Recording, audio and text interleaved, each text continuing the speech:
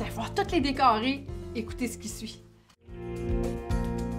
Exactement sur mon ventilateur.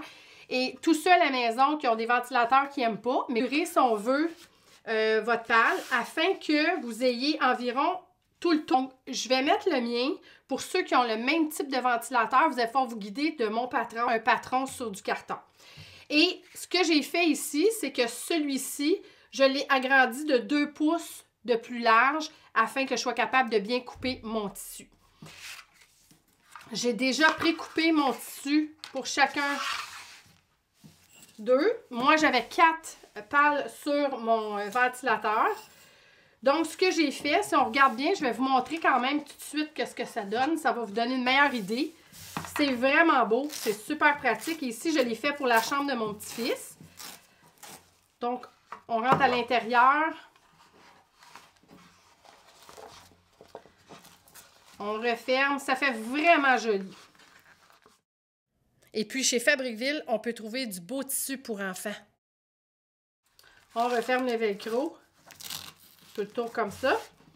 Et en fait, ce qu'on voit, c'est que ceci, c'est ce qu'on voit en dessous. Et ça, c'est ce qui est caché vers le haut du plafond. Donc, on ne voit pas le velcro. Ça fait un beau travail. C'est super le fun. Et puis, vous allez aimer ça. Ça fait un beau travail. L'idéal, c'est sûr que moi, j'ai pas pris un tissu qui était flexible.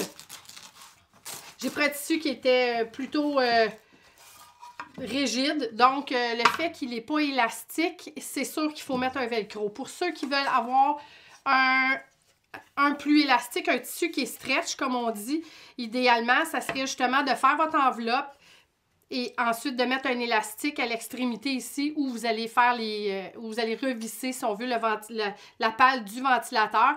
Et là, vous pourriez faire ça avec n'importe quel tissu qui est stretch et c'est super génial. C'est facile à faire, c'est une couture tout le tour et puis un élastique, donc c'est assez rapide. Donc, j'ai pré-coupé, comme je disais, mes tissus. Le premier patron, c'est celui-ci. Donc, il est coupé, il est prêt. J'ai passé au fer mon petit rebord ici. Et j'ai fait mes 2 autres qui étaient de l'autre côté. Évidemment, j'ai fait aussi, déjà, j'ai préparé mon tissu. Et comment on va procéder? C'est qu'en fait, j'ai fait le pli de façon à ce qu'on puisse intégrer le velcro d'un côté et de l'autre. Donc, je vous explique comment pour le velcro. C'est la première chose à faire. Donc, on va laisser cette partie-là pour tout de suite. On met le velcro, on se prend des aiguilles. Moi, j'ai laissé le velcro avec un espace ici pour être capable. Je vais me guider des 2 côtés, là. Le côté mâle, le côté femelle, évidemment. Celui-ci s'en va ici. Donc, je m'en viens fixer ça temporairement avec mes aiguilles. Et ensuite, je vais pouvoir aller coudre le tout.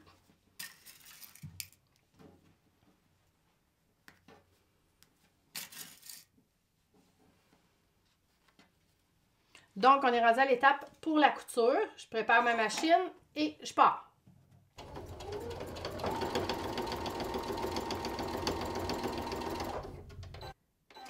Donc, j'ai terminé mes 2 côtés pour le velcro. Et là, je peux les essayer, voir si tout va bien. Parfait. Donc, je suis prête à l'assemblage.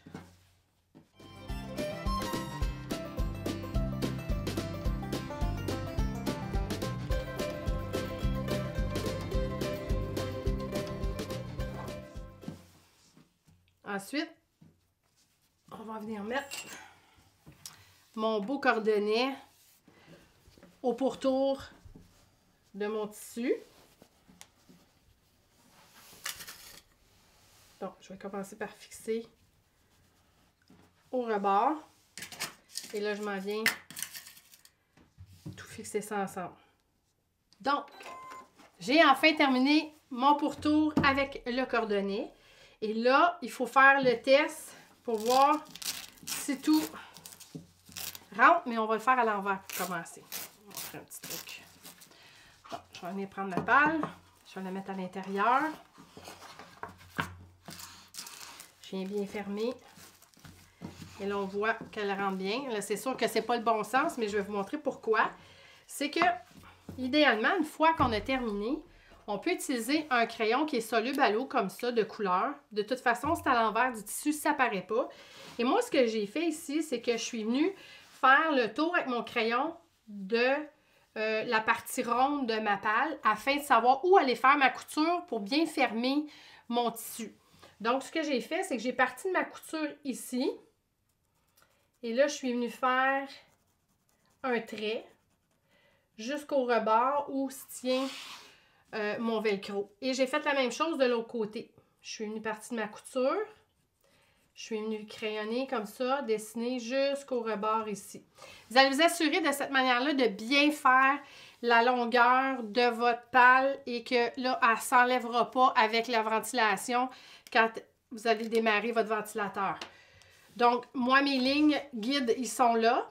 Je vais renlever la palle à l'intérieur. Et là, je m'en viens faire ma dernière couture qui est... Il faut bien s'assurer que c'est droit. Et là, je m'en viens coudre cette section-là, des deux côtés.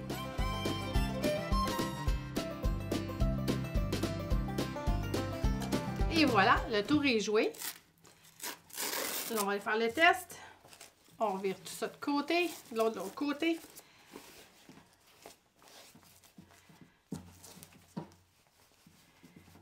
Et là, on s'en vient mettre...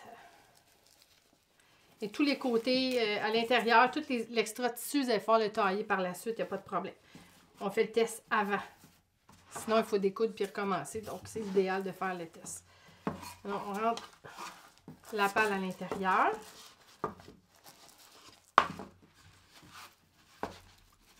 On s'en vient ajuster le velcro.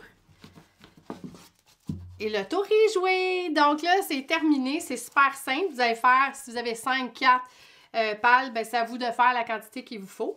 Mais là, j'ai un petit truc super le fun pour ceux qui veulent, pour les enfants. C'est une idée que j'ai eue parce que avec mon petit-fils Noah, je voulais vraiment faire regarder la tension au plafond. Donc, vous pouvez à la toute fin, vous mettez à l'intérieur un plastique ou un sac de plastique ou encore un papier glacé. Et vous pouvez à l'intérieur, sur le dessus du tissu, vous pouvez peindre avec de la peinture fluorescente dans le noir. Donc, vous faites que en fait, c'est incolore. Et avec un pinceau rond, vous venez peindre les motifs. Si vous avez des flocons de neige, des petits bonhommes. Moi, j'avais un bonhomme de neige ici. Donc, vous appliquez le Glow in the Dark comme ça sur les bonhommes et puis vous laissez sécher. Vous pouvez mettre 2 couches pour que ça soit vraiment beaucoup plus fluo. Et à la suite de tout ça, ben, quand vous avez fermé la lumière de la chambre à coucher, vous allez avoir les petits bonhommes fluorescents dans le noir et ça va attirer l'attention de vos tout-petits. Et pour les gens qui veulent faire juste de la décoration pour adultes, bien évidemment, si ça vous tente de mettre des Glow in the Dark, ça sera à vous de vous amuser si ça vous tente. Et puis j'espère que vous avez apprécié les belles idées décoratives pour les ventilateurs, parce que moi, je trouve que c'est une bonne idée. Je vais tout décorer les miens parce que je trouve ça vraiment dole. Donc, bon projet à tous!